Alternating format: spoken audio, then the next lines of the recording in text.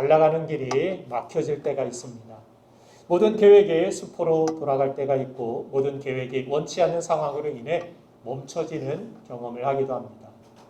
그렇게 길이 막힌 답답한 상황에서 우리는 종종 하나님을 원망하며 하나님을 오해할 때가 있습니다. 이런 우스갯소리가 있습니다.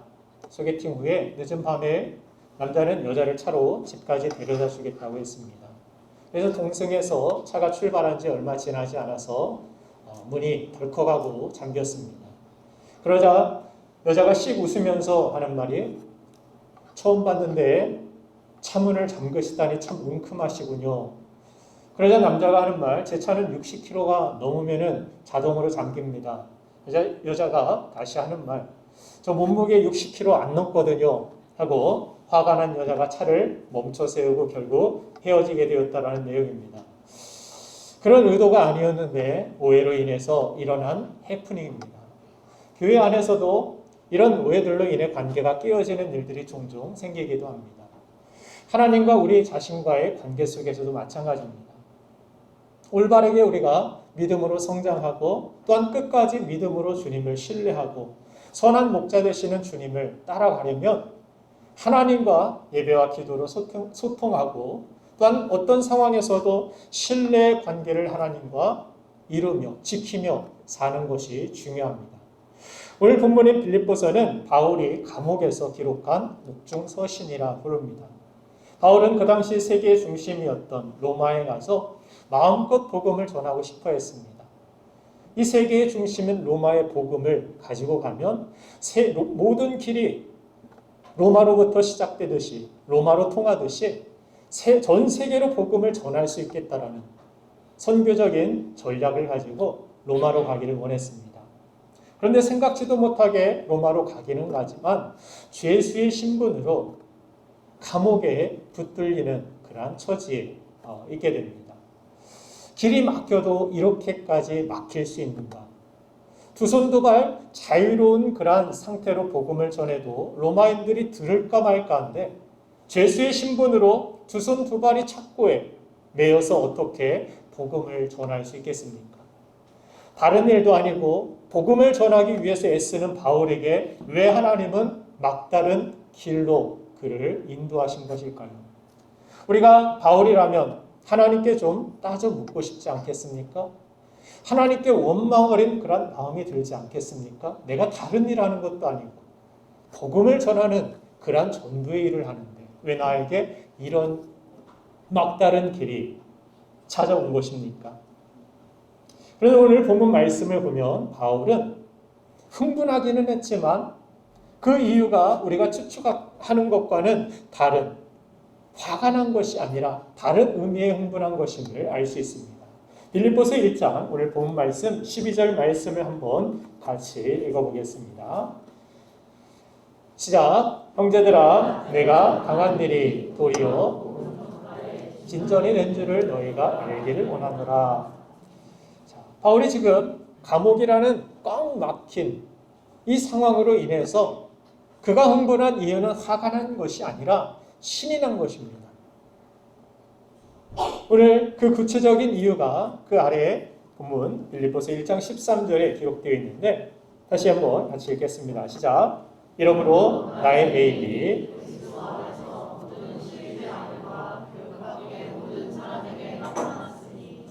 아멘. 자, 나의 매임이 그리스도 안에서 모든 시대 안과 그 밖의 모든 사람에게 나타났다. 무슨 이야기입니까?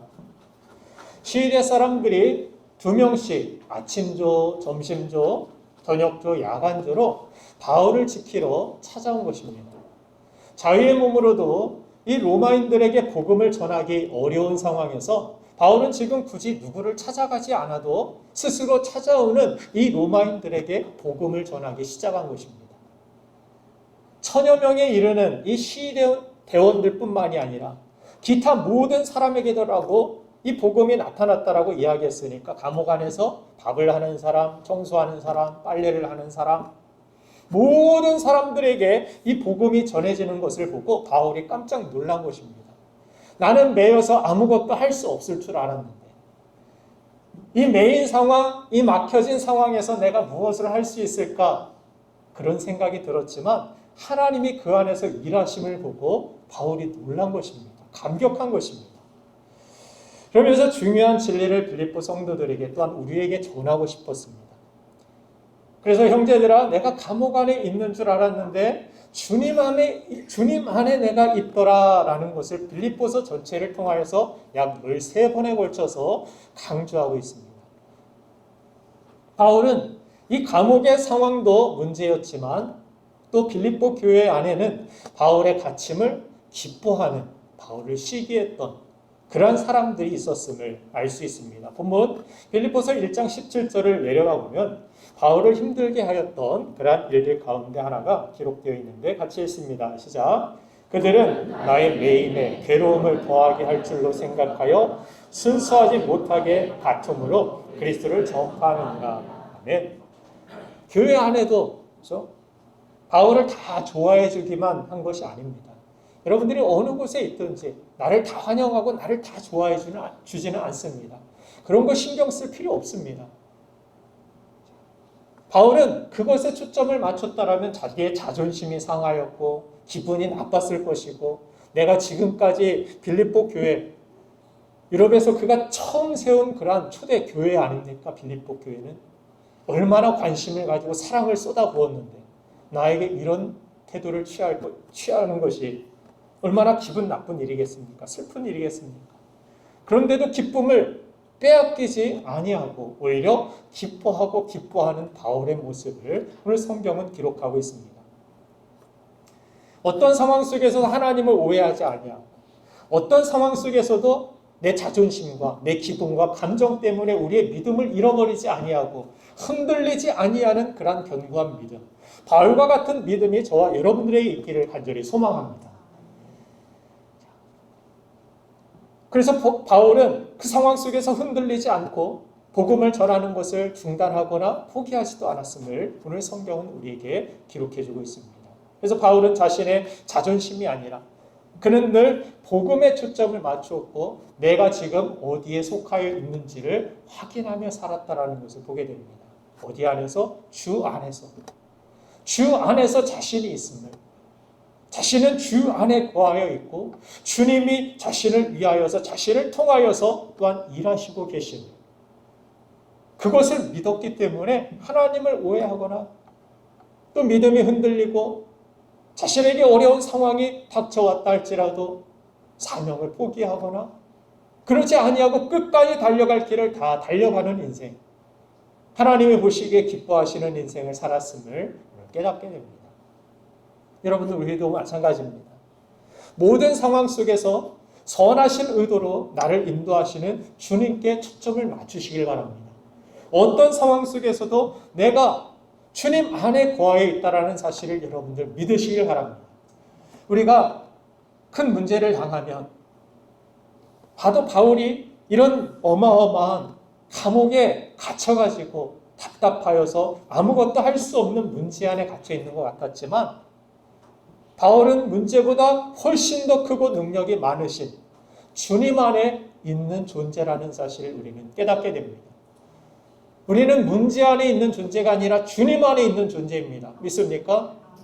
여러분들에게 다가온 그 답답한 문제 안에 내가 있는 것이 아니라 나는 주님 안에 있는 것입니다.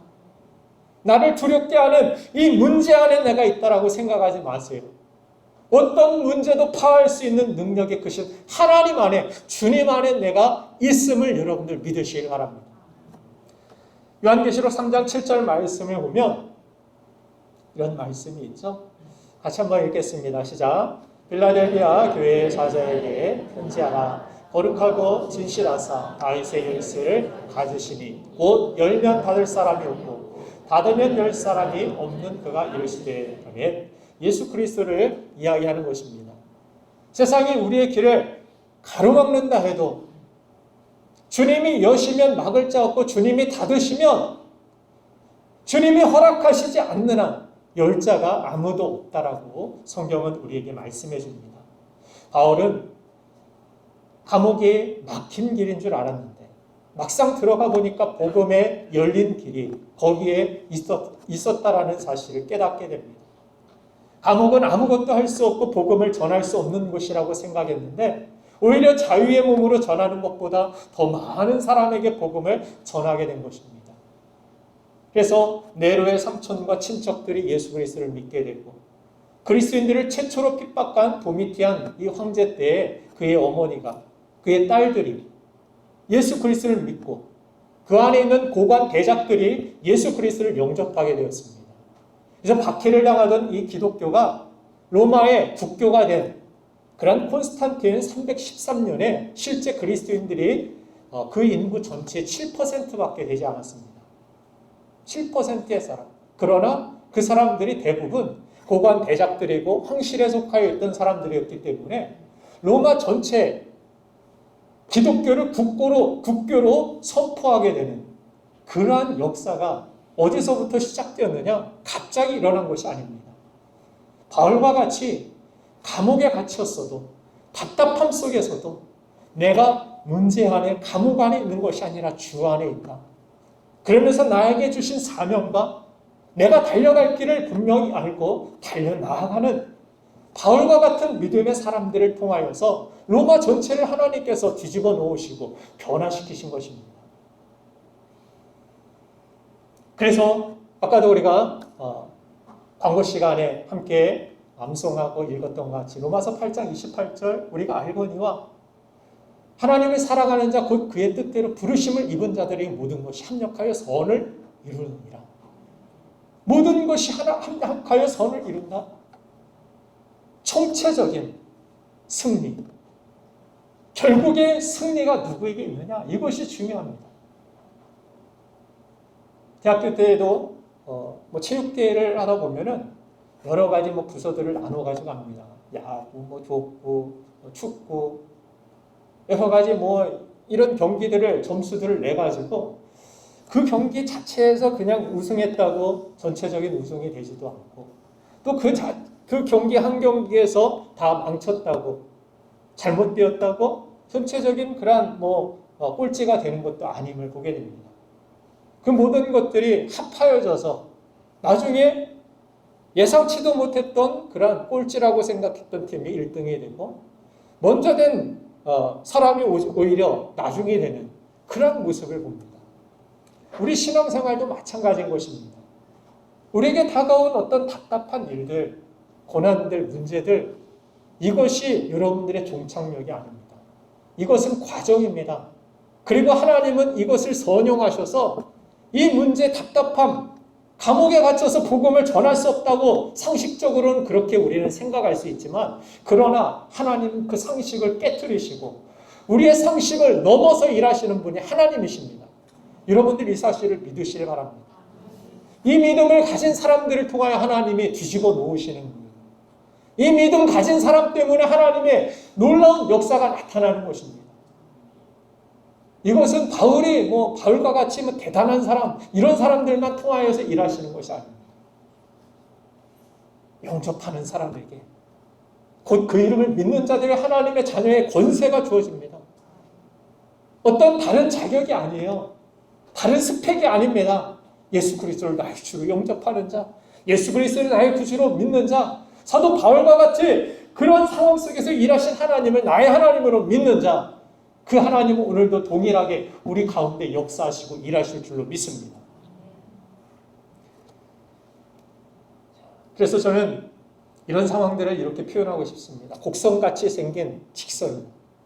분명히 우리가 보기에는 구불구불해 보이고 멀리 가는 것 같고 늦어 보이는 것 같고 답답해 보이는 곡선같이 돌아가는 길같이 보여도 그 의미 없어 보이는 그 고통의 시간을 보내는 것 같은데 주님은 그 길을 통해서만 알 수 있는 하나님의 은혜와 진리를 깨닫게 하시고 결국에 지나고 보니까 더 좋은 것을 나에게 허락하여 주시고 얻게 하시는 직선이라는 사실을 깨닫게 됩니다. 이스라엘 백성들이 그 광야에 40년 동안의 곡선과 같은 그런 길을 경험하지 않았다라면 그들이 바로 노예 생활에서 며칠도 지나지 않아서 가나안에 갔다라면 아마 가나안 백성들에게 기겁을 하고 그들은 다시 그들의 노예가 되었을지도 모르겠습니다. 그러나 하나님은 그 모든 노예와 같은 생각들과 삶의 방식들을 하나 둘씩 그 광야 속에서 버리게 하시고 고쳐나가게 하시고 하나님 백성답게 그들을 다듬어 가시는 것을 봅니다. 우리가 무엇을 의지해야 되는지, 어디에 우리의 소망이 있고 우리의 능력이 있는지, 여러 광야 속에서의 삶과 어려움과 그 전쟁들을 통하여서 이스라엘 백성들의 머리 깊은 속에, 뿌리 깊은 그러한 삶 속에 신앙이 생기게 된 것입니다. 그래서 성경을 보면은 이스라엘 백성들의 수백 년간 노예로 절망하고 있고, 또 출애굽하고 나서도 홍해가 그들을 가로막고 애국 군대가 쫓아오고 여리고성이 또 가로막고 요단강이 가로막고 물과 먹을 것이 없어서 멈춰서고, 그렇게 부족하고 투성이인 그 광야 속에 늘 절망적인 막힌 길이 오히려 하나님과 함께 새로운 그들의 출발점이 되고 시작점이 되는 것을 우리는 알 수 있습니다. 여러분들, 돼지는 목이 짧아서 살면서 하늘을 한 번도 본 적이 없다고 합니다. 목뼈가 돼지는 땅으로 굽어져 있고 목 관절이 그리 많지 않아서 고개를 들 수 없어서 아무리 눈을 치켜떠도 수평선, 지평선 이 정도까지만 볼 수 있지 하늘을 볼 수가 없다고 합니다. 그런데 돼지가 딱 한 번 하늘을 볼 수 있는 기회가 있는데 바로 돌불에 걸려서 돼지가 넘어질 때입니다. 불불에 걸려서 넘어져서 돼지가 뒤집히면 그때 처음 하늘을 보게 됩니다. 저렇게 파란 하늘이 있구나. 평생 땅에서 무엇을 주워 먹을까 생각하고 살 때에는 볼 수 없었던 그 하늘이 뒤집어져서 돌뿌리에 걸려서 넘어져서 뒤집혔을 때 결국 그에게 새로운 하늘이 열리게 되는 것을 보게 되는 것입니다. 우리도 마찬가지입니다. 고난을 만났을 때 우리는 넘어지고 뒤집히기도 하지만 바로 그때 이제까지 몰랐던 새로운 하늘을 볼 수 있게 되고 새로운 믿음으로 도약할 수 있는 기회가 된다라는 사실을 여러분들 깨달으시길 바랍니다. 그래서 예수 믿는 사람은 고난을 당하며 새로운 세계를 만나기 때문에 고난도 믿는 자들에게는 유익하다라고 성경은 우리에게 가르쳐줍니다. 오히려 고난 속에서도 우리는 기뻐할 수 있다라고 사도 바울은 감옥 밖에 있는 사람들에게 내가 말하노니 다시 말하노니 기뻐하라. 주 안에서 기뻐하라. 너희들 주 안에 있다. 너희들은 고난 속에 있는 것이 아니라 핍박 속에 있는 것이 아니라 주 안에 있다. 그래서 너희들은 즐거워해도 좋다. 너희들은 기뻐해도 좋다. 기뻐하는 것이 당연하다. 아멘. 오늘 이 아침에 내 삶에 굴곡이 많은 곡성 같은 상황을 겪어야 하는지, 왜 앞이 이렇게 캄캄하기만 한지 그런 분이 계신다라면 여러분들 꼭 기억하시길 바랍니다. 주님이 일하고 계십니다. 곡선이 아닙니다. 하나님이 함께하고 계신다라는 사실을 믿는다라면 그 길은 직선이 될 줄로 믿습니다. 100번 양보해서 아무리 곡선이라 할지라도 하나님은 그것을 직선되게 하실 줄로 믿습니다. 그것이 우리가 바울이 또한 믿고 또 우리가 믿어야 할 복음이라는 사실입니다. 사랑하는 여러분들, 사도 바울이 그런 모든 난관과 우리를 두렵게 하는 그런 상황 속에서도 기뻐함과 감사함을 가지고 또 자신에게 주어진 사명을 가지고 나아갔을 때 그가 생각지도 못했던 로마 전체가 하나님의 놀라운 역사 가운데서 복음으로 말미암아 변화되고 하나님의 영광이 그곳에서 드러나는 것을 보게 된 것 같이 우리의 삶도 마찬가지입니다. 여러분들이 지금 여러분들을 두렵게 하고 답답하게 하는 그 문제, 어려움이 다가와 있다라면 하나님의 역사가 되고 하나님의 새로운 기적이 되고 놀라운 하나님의 능력을 맛볼 수 있는 기회라는 사실을 여러분들 기억하시기 바랍니다. 기회입니다.